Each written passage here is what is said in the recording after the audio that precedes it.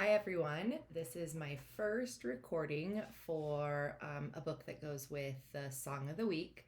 So, this week I am going to read to you The Invisible Boy by Trudy Ludwig. This is one of my favorite books that I read aloud almost every year.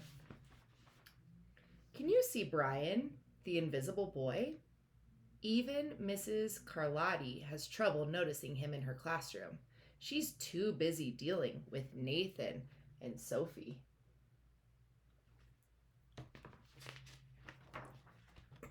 Nathan has problems with what Mrs. Carlotti calls volume control. He uses his outside voice inside too much. Sophie whines and complains when she doesn't get her way. Nathan and Sophie take up a lot of space. Brian doesn't. What are you noticing? The difference is between Nathan and Sophie and Brian.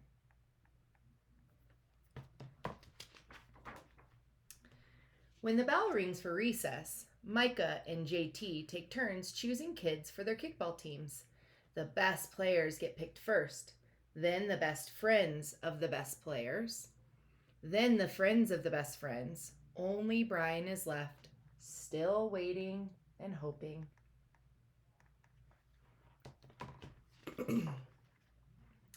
JT glances in Brian's direction and just as quickly looks away.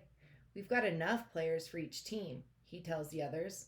Let's play ball.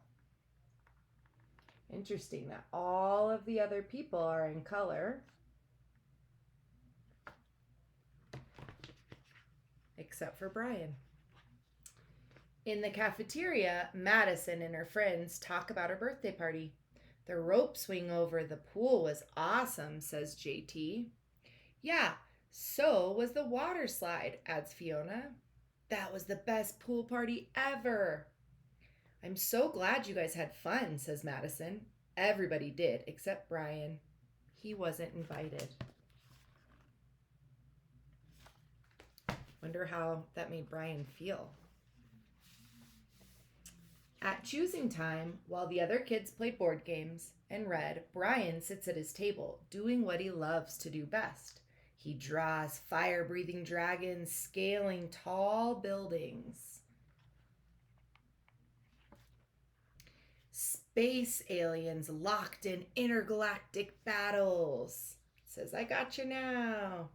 Greedy pirates digging for treasure. Crackers are, yay! And superheroes with the power to make friends wherever they go. Hi friend, have a cookie. He's a really good drawer. On Monday morning, Mrs. Carlotti introduces Justin, a new student, to the class. Brian smiles shyly at him. Some of the other kids sneak looks at Justin, trying to figure out if he's cool enough to be their friend. They haven't quite made up their minds yet. What do you notice about Brian here?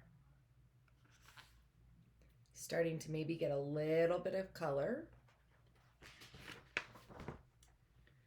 At lunch, Madison and JT watch Justin eat with chopsticks. What's that? Asks Madison as she points at Justin's food. It's bulgogi. What? Bulgogi. It's Korean barbecued beef. My grandma made it for me. It's really good. Do you want to try some? There's no way I'll be eating bulgogi. And the kids laugh. All of them, that is, except Brian. He sits there wondering which is worse, being laughed at or feeling invisible. What do you think would be worse? I think maybe being laughed at would be worse. The next day, when Justin goes to his cubby to put away his backpack, he notices a piece of paper with his name on it. It says, Justin, I thought the bulgogi looked good. Brian. With another one of his drawings. Yum. At morning recess, Brian finds a piece of chalk on the ground and starts drawing away. You're Brian, right? Yeah?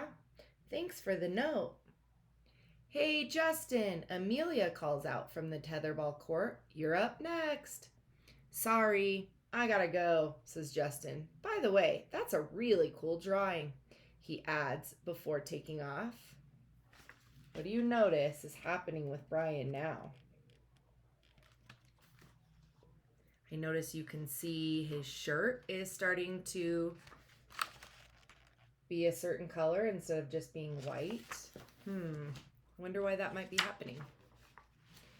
Back in class, Mrs. Carlotti asked the kids to team up in twos or threes for a special project. The kids scurry around the room to pair off. Brian heads towards Justin. I'm already with Justin, says Emilio. Find someone else. He goes back to just being black and white now. So you can see that they are friends. Oh. Brian looks at the floor, wishing he could draw a hole right there to swallow him up. Mrs. Carlotti said we can have up to 3 people in our group. We're only 2. Come on, Emilio. Let him work with us. Okay, I guess.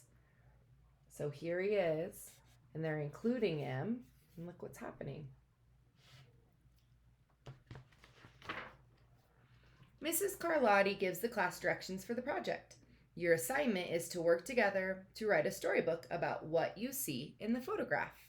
Use your imagination and have fun. Wow, look at Brian now. Whoa, cool, says Emilio. What kind of people do you think would live in houses like that? I don't know, but I bet Brian could draw them to go with our story, says Justin. Brian smiles as he takes out his lucky pen. Not only was he included, but they kind of mentioned that he's a good drawer and that he could draw the pictures for them. And here they are, looking at the picture, and it looks like maybe drawing and talking. Ooh, and here they are presenting. It says, the crooked story we made up on the spot.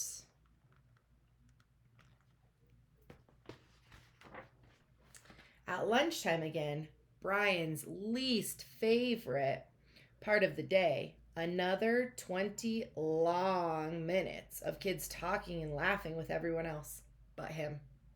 Brian, he hears someone shout, hey, Brian, over here. Brian turns to see Justin waving over to him. Emilio nods at Brian as he makes room for him at the table. So now Brian has somewhere to sit. Cookie? Maybe, just maybe, Brian's not so invisible after all. He says, thanks. The end. So Brian really changed from the beginning of this story, if you notice. There's the beginning of the story. He's in black and white, right? He has no color. He's invisible. To then being included at the end of the story, and all of a sudden, he's in color. So I want you to think about the song of the week this week is I'll Be There For You. And it's a lot about friendship and including people and letting people know that you will be there for them. And I know that in all of our classes, we're talking about conflict resolution and how to continue to be able to make friends or keep our friends as we're getting to know each other these first couple weeks of school. So I want you to think about how you can make sure that no one is invisible, and that you, especially anybody that's new to El Dorado, that you're making sure to include them, and that you are there for them and that you can be a friend for them. Because it's not so fun to go to lunch and not have anybody to sit with or anybody to hang out with, or to be the last to be chosen for a team or for something at school or a project. So think about how can you make sure that nobody becomes like Brian, the invisible boy, and how can you use those conflict resolution skills that you're learning to make sure that you're friends with everybody and that you're working through everything. All right. See you later. Thanks for listening.